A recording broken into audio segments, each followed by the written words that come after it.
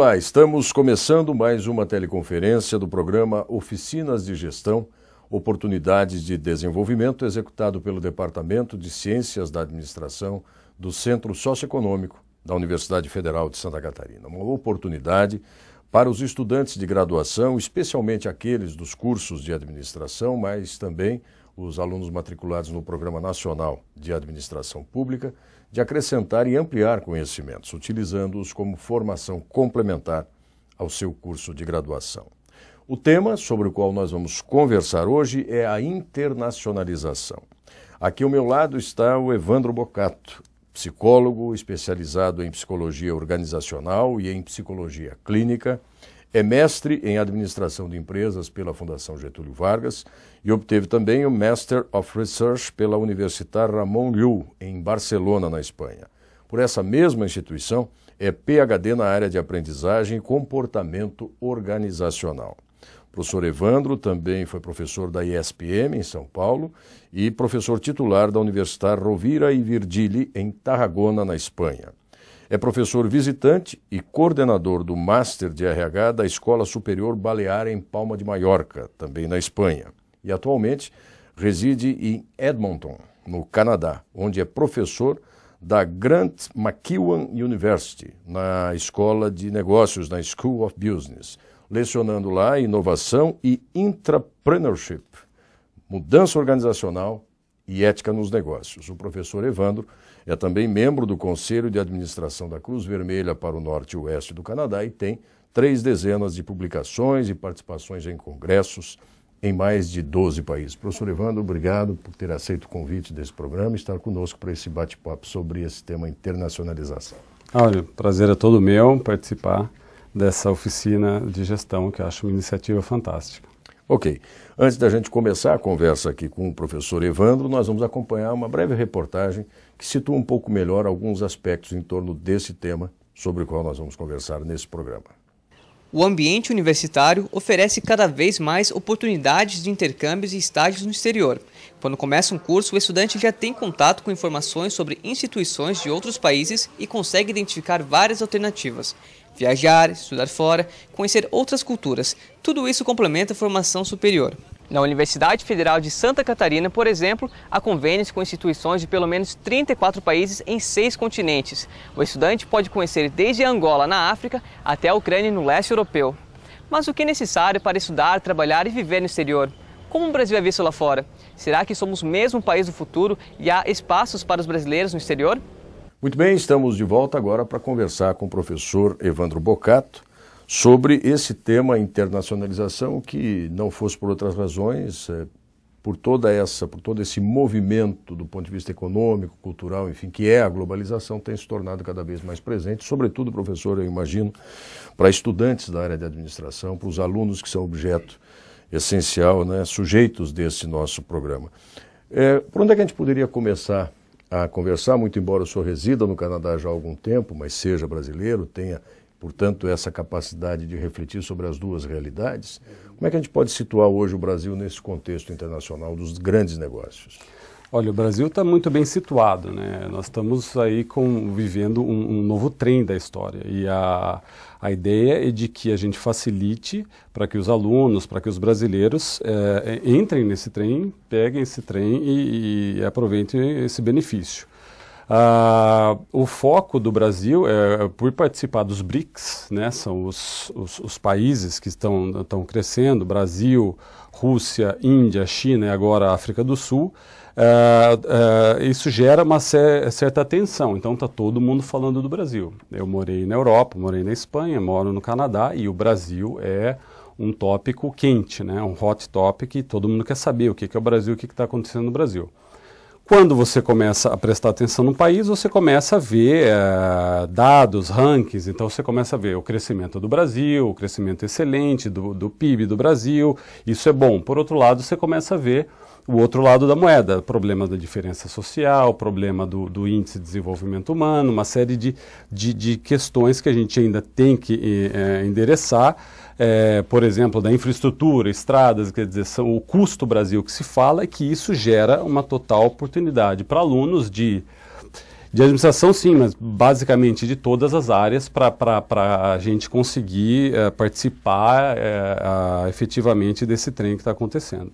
Agora, quando a gente fala em comércio internacional, internacionalização, e aí imagino não só do ponto de vista do comércio exterior, mas das relações que se estabelecem entre nações, quais são as principais condições que se estabelecem para credenciar um país para se inserir de fato e que os seus profissionais se insiram também nesse mercado internacionalizado?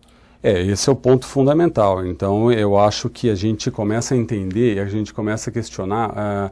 O Brasil ele sempre foi fechado por motivos históricos, por motivos de políticas de desenvolvimento, né, sustentável, de desenvolvimento interno, por questões de língua, por questões de distância, sempre foi fechado. E agora a gente tem, na verdade, que o que países levaram décadas para fazer, que é essa abertura, essa visão internacional, a gente tem que fazer a toque de caixa, ou seja, as Olimpíadas e a Copa do Mundo está aí agora e a gente precisa aprender a atender o pessoal em inglês. Então, o que a gente tem que pensar, na verdade, acho que é o foco da nossa visão que eu gostaria de trazer aqui, é a questão da internacionalização como conceito, primeiramente como conceito. E para isso eu faço um exercício, né? Sempre faço com meus alunos, que a gente está discutindo a questão de cultura, a gente sempre pensa o seguinte, como os conceitos, às vezes, eles nos enganam. E o exercício é interessante. Eu sempre falo, eu pergunto, você acha que um argentino é igual a um brasileiro? Provavelmente a resposta, não, de jeito nenhum. É verdade. Então a gente mais ou menos a gente entende, existe o argentino, existe o brasileiro, existe a cultura. Você acha que um paulista é igual a um catarinense? Não, de jeito nenhum. Eles são diferentes, claramente, diferença, tal. Você acha que alguém de Joinville é igual a alguém de Florianópolis? Não, Joinville é uma cidade, Florianópolis é outra. Provavelmente a gente chega no nível do bairro de Florianópolis, não, esse bairro é diferente desse bairro. Se a gente fizer, e aí você começa a entender a questão do externo, né? Dentro do conceito de internacionalização, que fala do entre nações, ou entre estados, ou entre cidades, ou entre bairros, né? Você começa a pensar no externo. A ideia do externo, o que é exterior? O exterior gera para a gente um conforto psicológico, uma identidade. Eu sei que eu sou de Florianópolis, eu sei que eu sou de São Paulo, eu sei que eu sou do Brasil. É mais ou menos, nos dá uma identidade, mas é muito artificial. Extremamente artificial.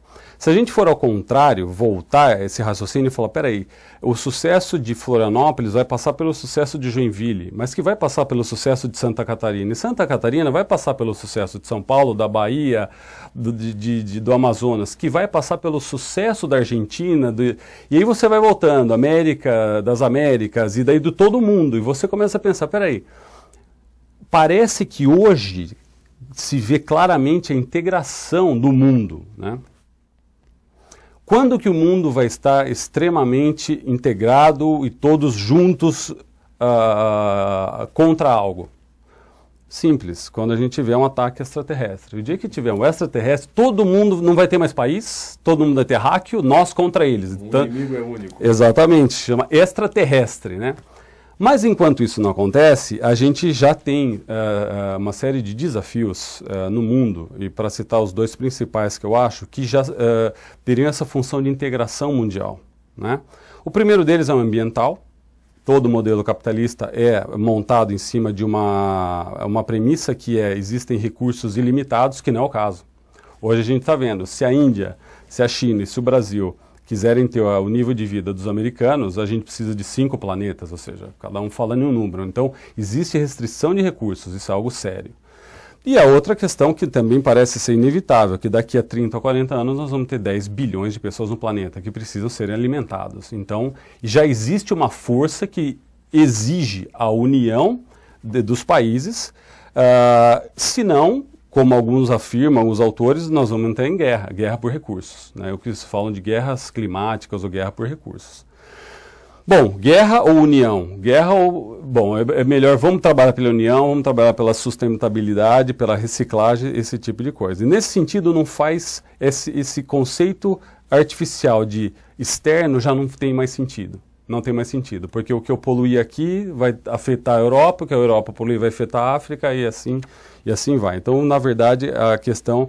E quando a gente começa a entender essa nova visão da internacionalização, que é algo que, como o Rio 92, ou o Fórum de Barcelona que eu participei em 2004, ou agora o Rio Mais Índio que eu também pudemos participar e patrocinar um dos dias ali, você começa a entender o conceito de cidadania mundial. Tá? Quando ele joga esse conceito, Agenda 21, Protocolo de Kyoto, a revisão ou cidadania mundial, você começa a pensar diferente. Você fala, peraí, eu sou um cidadão do mundo e o que está afetando o planeta está totalmente integrado do ponto de vista financeiro, no ponto de vista ambiental, no ponto de vista trabalhista, né? E eu preciso entender o que está acontecendo. Então a artificialidade do que é externo para o interno, do ir para fora, não, já não existe mais. Nesse sentido, meu cérebro muda e fala, não, eu preciso entender o que está acontecendo no mundo. E para isso, aumentar o meu impacto, né? E aí eu me internacionalizo. Então eu vou aumentar o impacto, eu vou entender que está todo mundo integrado, o que eu fizer aqui em Florianópolis vai impactar o resto do planeta e eu preciso entender o que está acontecendo no resto do planeta para gerar uma outra palavra importante, a inovação. A inovação pelos estudos comparativos, para saber por que o pessoal, como que o pessoal está conseguindo desenvolver essa política de parar na faixa de pedestres aqui em Florianópolis. Ah, eles conseguiram em Brasília, conseguiram em Florianópolis. Ah, mas será que eles conseguiram no Rio, em São Paulo? Não, lá eles ainda estão passando. Vamos ver estudo de caso, estudo comparativo. Como que a educação de Santa Catarina é uma das melhores? Vamos estudar, entendeu? Eu já estou fazendo interestadual, mas é essa coisa de fora. Eu posso fazer a mesma coisa com o Canadá, eu posso fazer a mesma coisa com Singapura, E aí isso gera inovação social. Muito bem, esta é a conversa que nós estamos tendo aqui com o professor Evandro Boccato sobre internacionalização, que a rigor é um processo inexorável, é inevitável, é preciso que se consolide esse processo a partir da concepção de que somos todos cidadãos de um planeta e de um mundo, ainda há muita resistência, muita dificuldade de se compreender esse processo como um todo, professor? Olha, eu acho que é inevitável, você está sendo impactado de qualquer maneira. Se uma empresa sua está fechando aqui na região porque foi transferida parte da produção, porque ela não consegue competir contra a China, como que eu posso não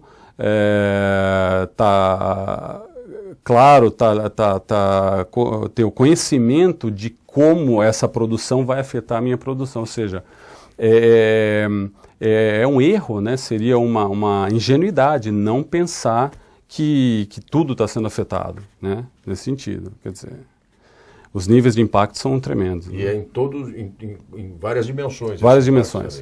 Várias dimensões. Impacto na minha vida pessoal, tem impacto na cultura, no ambiente social, e aí é aquilo que o professor Evandro falava também logo na primeira manifestação dele, com relação à posição que os países acabam tendo que perseguir do ponto de vista dos índices e indicadores internacionais também. Quer dizer, você exatamente.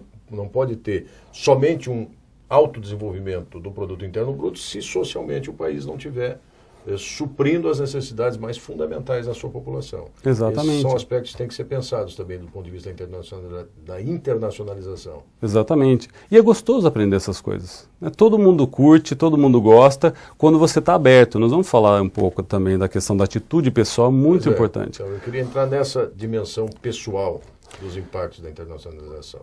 Sem dúvida. Essa questão pessoal, veja, todo mundo tem uma história para contar de uma viagem que fez. Pode ser interestadual ou pode ser de outro país. E todo mundo volta contando. Quer dizer, se a gente conseguir transformar essa história pessoal em uma inovação para o país, todo mundo ganha. Eu tenho duas histórias que mudaram bastante a minha visão, ou começaram a mudar a minha visão do mundo. Primeira foi, eu passei uma pequena cidade na Suíça, a gente estava comprando num supermercado, eu estava comprando frutas e não tinha ninguém para pesar as frutas. E eu estava estudando naquela época o movimento da qualidade total, né? A satisfação do cliente. Falou, olha só, não tem ninguém aqui na Suíça para pesar a fruta. Até você se dar conta que, na verdade, você tinha que pegar a fruta, você tinha que pesar a fruta, você via o número da fruta relacionado, colocava na balança, saía o ticket e você colocava na fruta. E aí você pensa um pouco, abstrai dessa situação, você fala, peraí, então quer dizer que aqui você é honesto considerado honesto até que se prove o contrário. E eu tinha passado a minha vida toda pensando, não, você é desonesto até que prove o contrário. Eu falo, olha, que interessante ser humano, né? Você é honesto até que você prove o contrário. Então essa é uma situação interessante. A outra situação que também, quando eu comecei a lecionar nessa cidade próxima a Barcelona, Tarragona, então eu pegava o trem, o ônibus, mandava e voltava. E eu chegava em casa às 10h30 da noite com o meu laptop. Então era a mesma coisa, trem, metrô e andava 3 quadras até a minha casa. E aí eu pensei, que interessante, eu estou com o meu laptop andando até a minha casa às 10h30 da noite, eu não estou com medo. Eu sou de Campinas, São Paulo, era a capital do sequestro na época. E aí eu comecei a entender o que é riqueza, o que é um país rico. E riqueza é qualidade de vida, não é dinheiro. Né? E aí você começa a entender que quando a gente fala de distribuição de renda, a gente desenha uma figura, você tem no Brasil, está melhorando muito. Mas você tem ainda o modelo, uma pirâmide, um triângulo. Então você tem pouca gente com muitos recursos, muito dinheiro, e muita gente com pouco. E o modelo dos países ricos é um losango. Porque você tem pouco rico, você tem pouco pobre e você tem muita classe média. Então todo modelo de desenvolvimento você começa a aprender, peraí, eu tenho que crescer a classe média, porque a classe média consome, porque a classe média é que vai gerar riqueza. E aí você começa a entender, é o losango que eu tenho. E a qualidade de vida, a riqueza é todo mundo ser mais ou menos igual. Né? Eu lembrava do meu salário no Brasil, que devia ser 20 vezes maior que o salário da faxineira da escola, e na Espanha era só 60% maior. Então nós somos amigos de Facebook, das faxineiras da Espanha. No Canadá a mesma coisa, a nossa faxineira da universidade abre o laptop dela, está na internet, tomando café no horário de folga. Isso é bonito. E a gente vê, a gente sonha para que a gente chegue, né, nessa situação. Agora, essas são questões, claro, eu não estou aqui querendo passar uma visão pessimista, mas que dependem muito de atitudes, de práticas corriqueiras, de disseminar essa cultura da perseguição pela igualdade, pelas condições melhores para todos. Não é complicado fazer esse tipo de... perseguir esse tipo de pensamento e de atitude aqui para a gente no Brasil ou para outros países ditos periféricos ou ainda em desenvolvimento, em que há, às vezes, outras questões tão ou mais importantes e essenciais para serem resolvidas, saúde, alimentação e educação, por exemplo, para ficar em algumas delas, professor? Olha, excelente pergunta, Rório. Eu acho que quando a gente se dá conta dessas questões, as coisas ficam mais fáceis. Primeiro, a gente não precisa inventar a roda, é o que eu estou falando. Se a gente faz os estudos comparativos, a gente aprende uma série de coisas, né? Você aprende que... E eu vejo muito como sofre a classe média alta no Brasil, ela sofre, parece que ela... Paradoxo, né? Ele sofre porque ele precisa morar no condomínio fechado, porque ele precisa pagar o colégio privado, porque ele precisa pagar a saúde privada, porque ele precisa ter um carro blindado que vem de fábrica. Por que viver assim? Por que viver assim? E a nossa casa, na nossa cidade, Edmonton tem cerca de 1 milhão de habitantes, a 5ª maior cidade do Canadá, não tem uma casa com muro. Então parece que você está morando num condomínio fechado. Não, mas é que não tem muro. Por quê? Porque o professor, um vizinho, ele é caminhoneiro, o outro vizinho, ele é construtor, mas somos todos classe média, né? E isso é bom, isso é positivo. Então isso você gosta de viver assim. Então você entendendo essa questão, eu também quero passar por isso, eu estou preocupado com os meus filhos, né? Provavelmente isso abra a nossa cabeça para mudança. A outro aspecto que a gente não precisa inventar roda é que, com relação à distribuição de renda, tem muito que a gente pode fazer ainda no Brasil. E só através de estudos comparativos que a gente consegue descobrir, por exemplo, o marco legal, né? O marco tributário, poderíamos fazer um programa inteiro sobre isso, mas a gente acaba descobrindo que no Brasil ele atua como poucos países. Nós temos um imposto de renda e essa reclamação do imposto a gente precisa ponderar muito e sempre pensar, eu estou me comparando com quem? Com relação ao imposto de renda, nós pagamos a alíquota máxima 27,5%. Tá? Isso é pouquíssimo. Comparado com qualquer país. O Canadá paga 40, a Espanha 46, a máxima, a Suécia, que a gente fala, a Suécia paga 54. Né? Então você ganha 1 milhão. Você ganha 1 milhão, você leva 500 mil para casa. Né? E, por outro lado, então o que acontece? Você tem os impostos diretos altíssimos no Brasil. Altíssimos. Então, dependendo do produto, mas a média, o pessoal fala em torno de 30%, 35%. Enquanto países como o Canadá vai pagar 12%, né, vai pagar, a Espanha vai pagar 17%, depende do produto, com isenção para alimentos. Então tem uma série de isenções, produtos básicos, etc. Então você começa a perceber, peraí, então o imposto direto, que todo mundo paga, está muito alto, mas o imposto de renda está baixo. Na verdade, para distribuir renda, eu vou aumentar o de renda e reduzir o outro. Então, porque o povo vai pagar menos imposto e a pessoa que ganha mais pode pagar mais. Tem um outro problema, que a gente só vê também quando compara. Nós não temos aqui no Brasil imposto sobre dividendos. Tá? Porque imposto sobre dividendos é sobre a aplicação financeira que o empresário faz na sua própria empresa. E outro imposto não é na produção. Exatamente. É no capital. Exatamente. Só nós, o Paraguai, não temos imposto sobre dividendos. Então, quando a gente apresentava isso para os professores na Europa, eles falavam, não, mas isso é um roubo. Porque hoje é muito possível, isso é importante o aluno de administração saber, é possível que o empresário ele declare um prolabore básico, um salário mínimo, e tire tudo como dividendo sem pagar imposto. E isso está completamente errado. Então, a reforma tributária, se vier nesse sentido, aí a gente dá um salto. A gente dá um salto e aí a gente começa a realmente distribuir essa renda, investir. Algo fantástico que eu soube essa semana é a questão da proposta do governo de se investir, em vez de 5% do PIB na educação, 10%. E nós precisamos disso, porque a Coreia fez isso. A Coreia... Em pouquíssimo tempo, se comparado, claro, à trajetória histórica, aí, em décadas, ela conseguiu dar o salto tecnológico. É a constituição de uma sociedade bastante mais amadurecida em alguns aspectos, como a gente tem notícia, ou pelo menos as notícias que nos chegam aqui. E essa diferença de visões também é um aspecto importante, né? Você se referia a isso, cada vez que eu vivencio uma experiência, seja na cidade ao lado, no estado vizinho ou em outro país, eu posso incorporar aquilo nas minhas atitudes e vou construindo um conjunto de hábitos que talvez consiga disseminar naquele grupo ao meu redor. Então, esse é um aspecto que a internacionalização, aqui entendida, claro, como tudo aquilo que vai além do limite físico onde eu convivo, pode trazer. Eu deixo muito claro, mas isso é possível. Né? Quando parto do princípio, como disse o professor também no início, de que o cidadão argentino, o cidadão paulista, o cidadão europeu, enfim, é igual a mim. Eu posso ter atitudes como eles têm e melhorar a condição de vida em diferentes aspectos. Essa nova visão é um fator de fomento, inclusive, das inovações que a gente pode trazer para a nossa sociedade. Sim. E olha, é interessante porque o Brasil tem sido exemplo, tem sido modelo para muitos países, né? Eu participei faz 2 semanas, a Bovespa, ela está investindo, na verdade, uma série de stakeholders, a Bovespa, ela é um dos patrocinadores. Ela tem trabalhado um modelo de alfabetização financeira.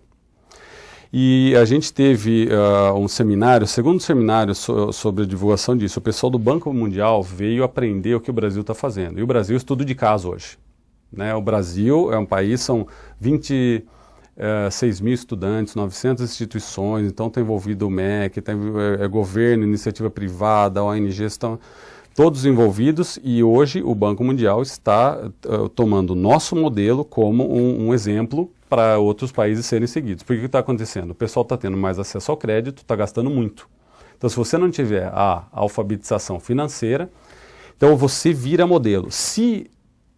Outro exemplo, se eu tenho algum conhecimento da minha produção acadêmica, é a divulgação ou a análise do orçamento participativo. Hoje, o orçamento participativo brasileiro é um modelo que estão tentando seguir em Chicago, por exemplo. Das áreas de Chicago está tentando seguir o modelo de orçamento participativo, que é algo fantástico.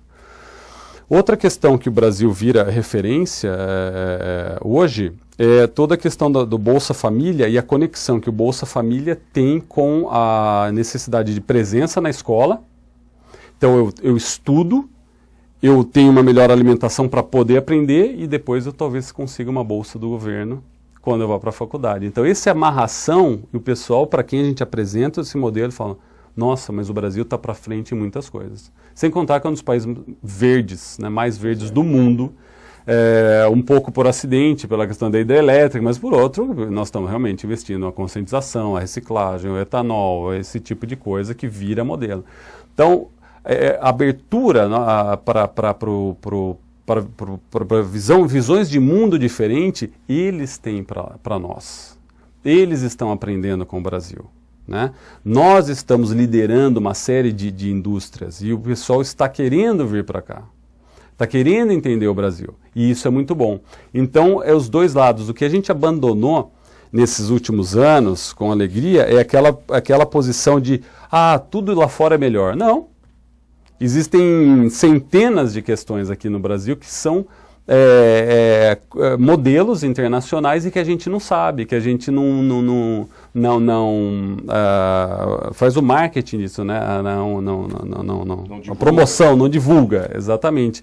E, bom, tenho trabalhado para que isso aconteça. Agora, essa visão, eu acho que essa perspectiva que o professor Evandro está nos trazendo aqui, né, de você compartilhar as experiências, aproveitar, inovar, ela não vai um pouquinho numa certa contramão de algumas ações, sobretudo de grandes corporações, que se transformam em grandes mega empresas transnacionais e que migram conforme o custo mais barato da mão de obra, ou a possibilidade de reduzir o custo do seu produto, portanto, abandonando uma planta aqui e implantando uma outra num país periférico, enfim, isso ainda não é um movimento muito forte do ponto de vista das grandes empresas do setor privado, por exemplo? Olha, um excelente comentário, concordo plenamente, e o Brasil tem assumido uma posição também de liderança nesse aspecto. Hoje porque nós temos um grande parceiros na China, nossa universidade, e o medo hoje do chinês, inclusive eles estão declarando abertamente, nós não vamos fazer direitos humanos, porque as empresas prometem que vão sair daqui e vão para outros países. Eu vou produzir em outros países. Então, você imagina.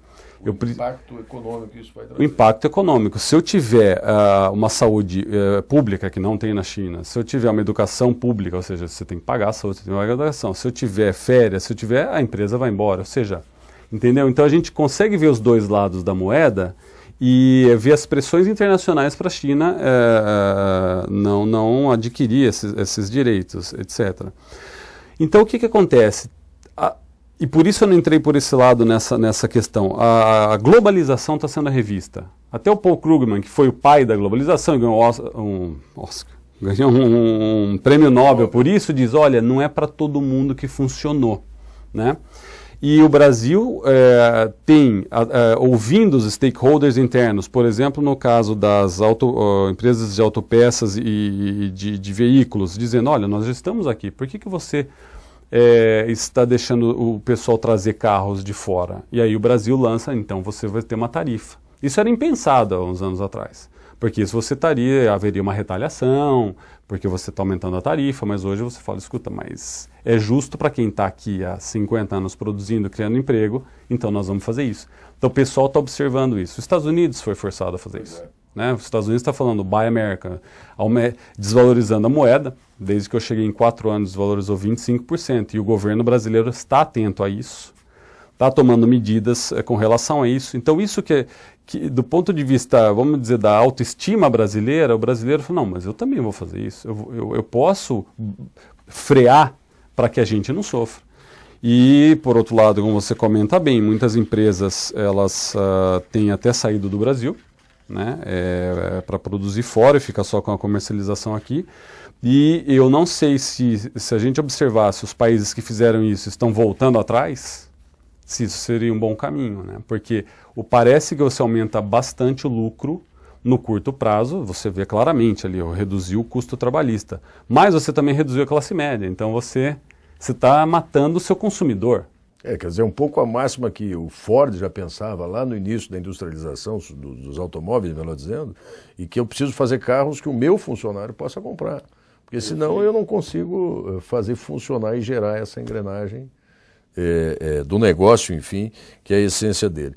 Um outro aspecto também que eu acho que tem repercussões e reflexos, e quero obviamente ouvir o professor Evandro, é uma certa questão geracional que hoje afeta muito países da Europa, né? Os países mais, vamos dizer, os mais fortes, né? Espanha, Portugal, a Itália, a Inglaterra, talvez em menor medida, mas a França, que é o aumento cada vez maior de pessoas em inatividade, que precisam ser mantidas porque as regras eram aquelas naquele momento, a força de trabalho diminuída e, de outra parte, em alguns espaços, como a França, por exemplo, uma resistência muito grande à imigração, que, no fundo, é a grande força de trabalho. Como é que você analisa esse fenômeno aí de, talvez, de uma década para cá, que tem afetado bastante as economias, sobretudo as europeias?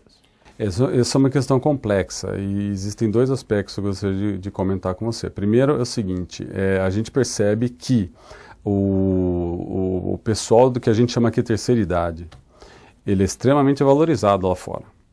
Então você vê pessoal de 60, 70, 80 anos trabalhando e até psicologicamente parece que o interessante seria você diminuir, trabalhar meio período, mas não parar. Porque emocionalmente, fisicamente, a atividade é positiva. Então você vê o valor. E muitas pessoas do comércio reclamam no Brasil que se você for mais velho, tiver que nem a gente, grisalho, olha, você é velho. Isso está errado. Então esse é um aspecto que a gente pode continuar esse pessoal trabalhando, contribuindo para uma questão de previdência, de continuar a contribuição, e para uma questão psicológica, física, de autoestima. Eu sou produtivo, né? Imagina, a gente tem muito a dar, né? A outra questão importante, eu acho, que é a questão da imigração, e nesse sentido, esses países que têm crescimento negativo, né? Existem modelos diferentes de imigração, e eu acho que eu vivi dois. Eu vivi o modelo europeu, espanhol, francês, como você está dizendo, e o modelo canadense. É claro que existe uma diferença. Eu posso me colocar aqui no papel de imigrante e dizer o que eu senti. No modelo europeu, você é muito ligado à questão do sangue, né? Você é espanhol, você é italiano, você tem a cidadania, porque o tataravô foi italiano. Ah, sim, você é alemão, você pode vir para cá, vai ser bem-vindo e tal. Mas o modelo canadense, que precisa de 200 mil imigrantes por ano, ele precisa. Essa palavra é tudo conectado. Então eu preciso disso para ter o crescimento no PIB que eu preciso. Na verdade, eles conectam uma coisa com a outra. É um modelo de meritocracia. Então é um modelo que você é chamado o trabalhador com habilidades, skilled worker. Né? Isso daí você vê na página do consulado canadense. Então você, na verdade, está fazendo uma prova, existe inclusive um teste lá, você faz uma prova para ver se você tem as qualificações necessárias e as áreas necessárias para o país. Se você tiver isso, welcome to Canada, ou seja, seja bem-vindo, você vem para cá. E eles fazem um processo rapidamente e você vai. A hora que você chega lá, eles te dão 1 ano de aula de inglês, séria, das 8h30 da manhã às 2h30 da tarde. Então você vai falar inglês. Né? Você tem cesta básica, você tem uma série de ajudas. Se tem filho pequeno, você tem ajuda de filho para filho. Você tem uma série de ajudas para incorporar você na sociedade e na economia. Nunca no Canadá você é chamado de imigrante, né? Porque muitas vezes tem uma conotação negativa, vai ser um imigrante. Não, você é chamado do novo canadense. Então você é um novo canadense. Então, independente da sua origem. Independente da sua origem. Europeu, de jeito nenhum. Você é um novo canadense. Exato. E no nosso caso, eles nos chamam de brasileiro canadense. Esse é um brasileiro canadense. Então você sente como imigrante, ou como você se sente querido, né? Estou aqui porque eles me querem. E eles são curiosos. Você é do Brasil? E como é que é o Brasil? É o Brasil. Você é do Peru? Como é que é o Peru? Entendeu? É uma situação que você sente você sente vontade de trabalhar para o crescimento do país. Então hoje eu fico com um pé no Brasil, um pé na Espanha, porque meus filhos são espanhóis, e um pé no Canadá. Como que eu faço para ajudar esses três? Entendeu? Então isso também dá um sentido maior para nós, né? Da mesma maneira que se eu me internacionalizar, se eu falar uma língua, estou ajudando o Brasil a crescer. E é verdade. Quer dizer, hoje a gente consegue claramente perceber que se você fala uma língua, seja espanhol, alemão, francês, inglês, e você consegue com essa língua gerar negócios ou gerar até as networks, né, as redes, você está contribuindo para o crescimento do seu país. É um novo sentido que a gente tem. Né? Muito bem, nós estamos aqui nesta conversa bastante interessante com o professor Evandro Boccato, falando sobre internacionalização, e temos algumas perguntas. Vamos pegar só as perguntinhas para a gente fazer essa parte, vamos dizer, da interatividade, da interação com os alunos que mandam essas questões. Professor, José Carlos, que é aluno do curso presencial, o que uma empresa que pretende internacionalizar as suas transações econômicas deve ter na sua estrutura? Ou isso não faz diferença para o seu sucesso? Ela precisa ter uma área específica, ela tem que ter, enfim, uma estrutura própria para poder, de fato, implementar um processo de internacionalização? Pergunta do José Carlos. Olha, José Carlos, excelente pergunta. Eu começaria pelo seguinte, nós precisamos criar uma cultura de internacionalização. Né? Como que você institucionaliza essa cultura? Aí vai ser o departamento de comércio exterior, seja o que for. Né? Na verdade é alguém que vai fazer uma viagem e vai participar de uma feira e vai apresentar a empresa. Mas se você não tem a cultura,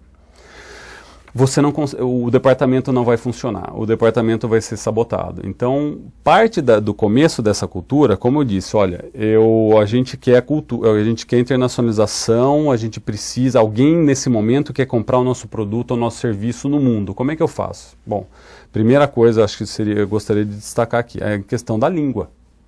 A sua empresa paga para você o curso de inglês, o curso de alemão? Isso é importantíssimo, porque a hora que você coloca no site e a pessoa clica em inglês, clica em alemão, clica em francês, e as pessoas vão, hoje, jogar o nome do seu produto ou serviço e vai vir a sua empresa, e aí ele clica, ele liga para você, ele manda um e-mail naquela língua e você responde rapidamente naquela língua, você já está internacional. Então, antigamente você tinha que abrir um escritório de vendas, hoje não, a internet ele vai te ligar. E aí, quando você entra num processo internacional, você precisa ter as vantagens competitivas, ou a velocidade que exige o internacional, porque você está já jogando nesse campo maior. Um pessoal de uma empresa estava me contando que eles tinham que comprar umas facas de máquina, né? Não é? Sim. Umas facas são enormes. E eles ligaram para um determinado país e o país falou, não, mas para a gente vender para vocês, a gente teria que ter comprado a máquina com a gente não vende só faca. Bom, e ligaram para a Alemanha. A Alemanha, pois não, senhor, quantas facas, de que tipo, e em 2 semanas estará na sua empresa a faca. E a faca chegou. Então, se você quer internacionalizar sem a cultura, peraí, tem alguém lá de fora que vai te dar uma chance, a segunda chance ele não vai te dar, né?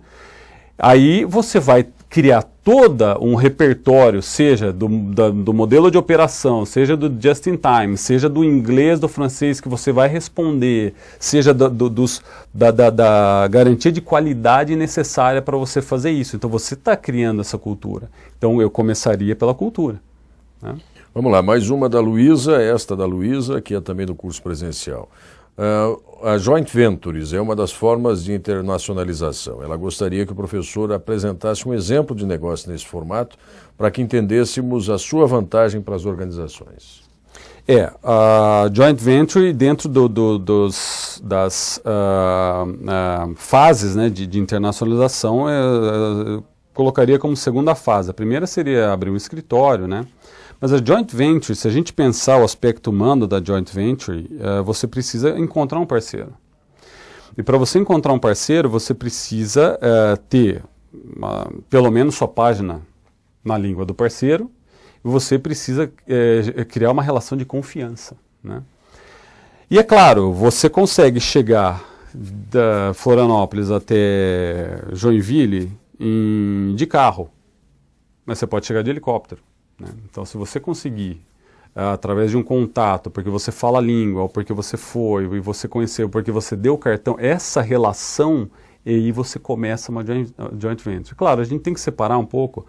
As multinacionais, as grandes empresas já têm toda uma questão voltada para isso, mas o grande desafio das empresas pequenas e médias, né?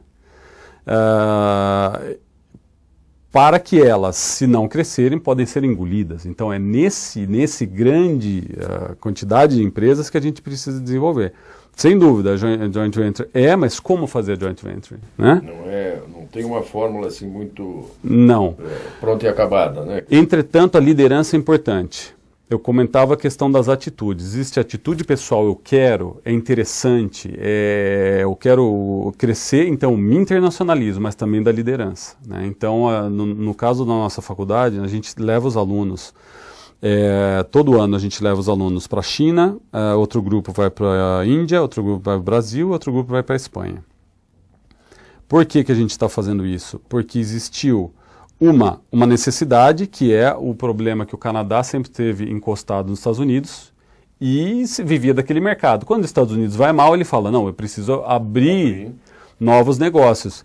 E, por outro lado, nós tivemos um diretor nosso que disse, eu vou internacionalizar a escola de negócios, e contratou professores da China, da Índia, do Brasil, da Espanha, que abrem as joint ventures. Então, nós, na verdade, temos joint ventures internacionais contratando pessoas do mundo inteiro. Então, você tem africanos, você tem asiáticos, você tem pessoal do Oriente Médio que trabalham com a gente. Então, o nosso corredor na universidade parece estar trabalhando na ONU, que cada um é um país, entendeu?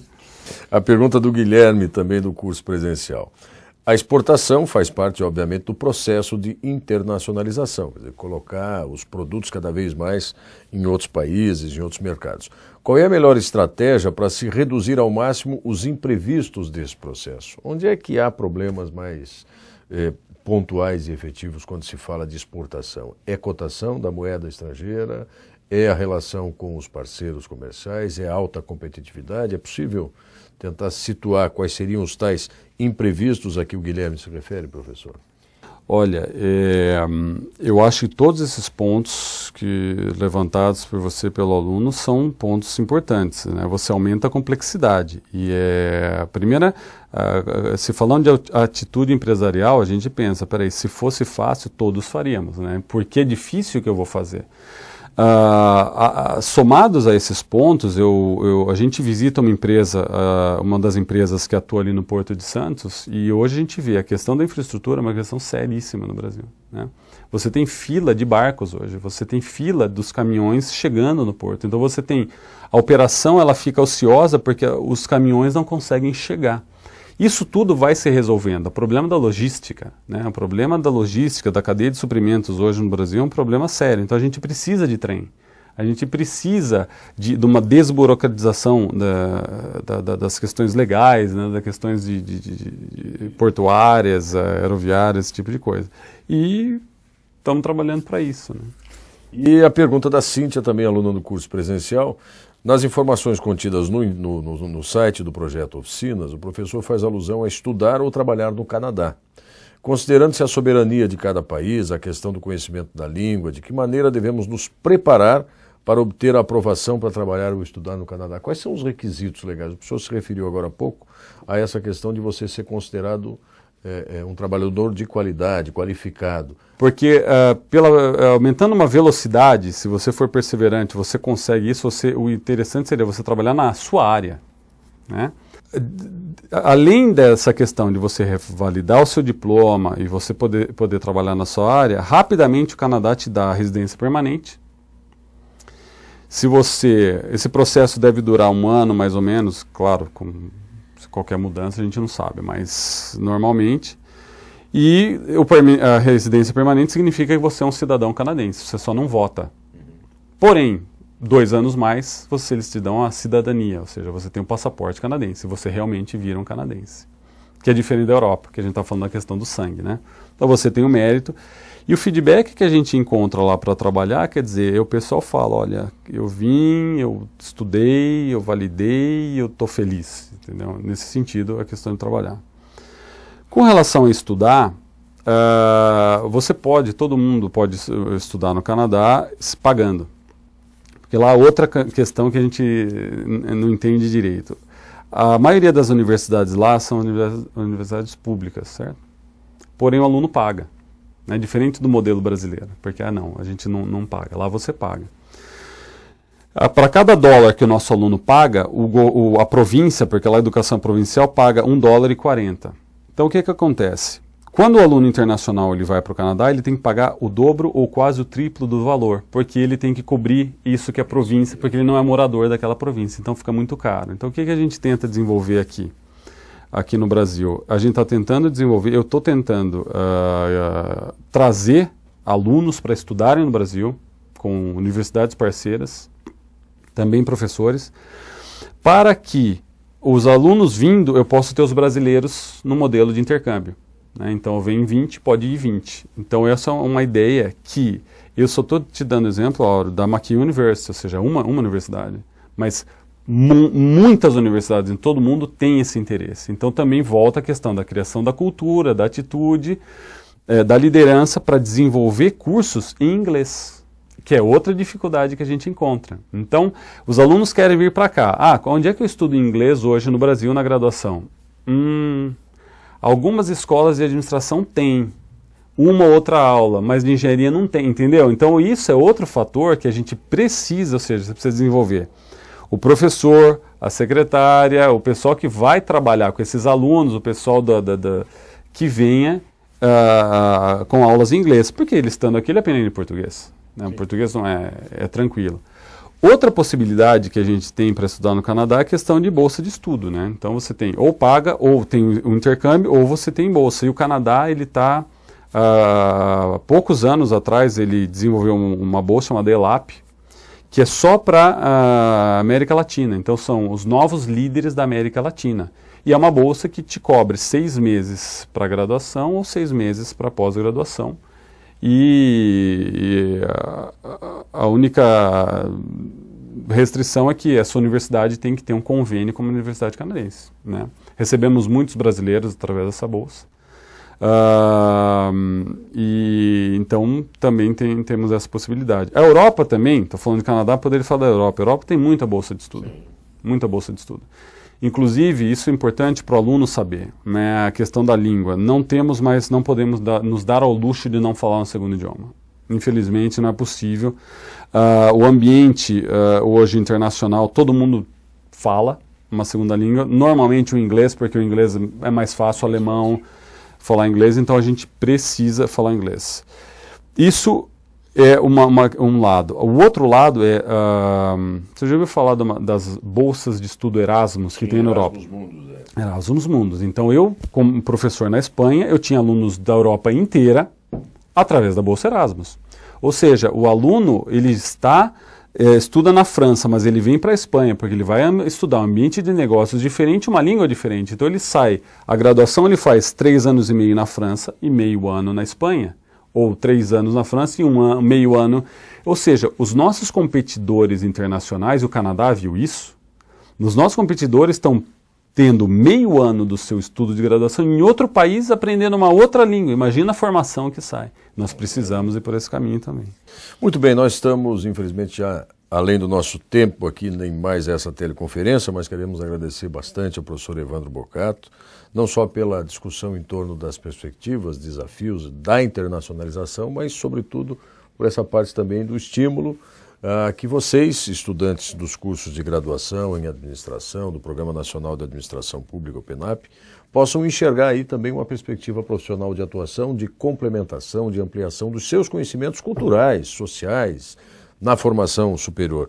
E a gente costuma também aqui pedir aos nossos convidados desse projeto, professor Evandro, que falem diretamente com os alunos a respeito daquilo que o futuro profissional deles pode oferecer, desde que hoje eles se preparem para isso. Para encerrar, então, 2 minutinhos para o senhor falar com os nossos alunos. Sem dúvida, prazer.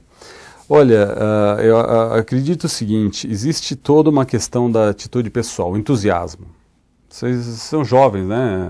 São jovens, têm toda a vida pela frente, tome a rédea do seu crescimento. A universidade, ela tem a obrigação de facilitar, mas a atitude é sua. Então, eu lembro um aluno que foi nessa bolsa da ELAP, lá no Canadá. Ele aprendeu inglês jogando videogame, né? Então a gente fala, escuta, mas eu preciso de inglês. Ele aprendeu inglês sozinho e ele falava perfeitamente inglês através do videogame. Então a atitude pessoal é algo importante. converse na sua universidade, peça para a sua universidade, para ela estabelecer convênios, né, para ela criar as oportunidades que você vai e consegue. É um esforço que a gente faz agora que a gente rende muitos frutos no futuro. Então a mensagem seria essa, seria o entusiasmo, essa visão, essa mudança, o que o mundo está integrado hoje, eu preciso participar e é gostoso participar disso. Evandro Bocato, muito obrigado pela sua presença, por ter participado conosco aqui. Obrigado a vocês que nos acompanharam, participaram com as perguntas. E toda a programação do projeto e do programa Oficina de Gestão Oportunidades de Desenvolvimento você acompanha no nosso endereço eletrônico. Um grande abraço, obrigado mais uma vez e até a nossa próxima teleconferência.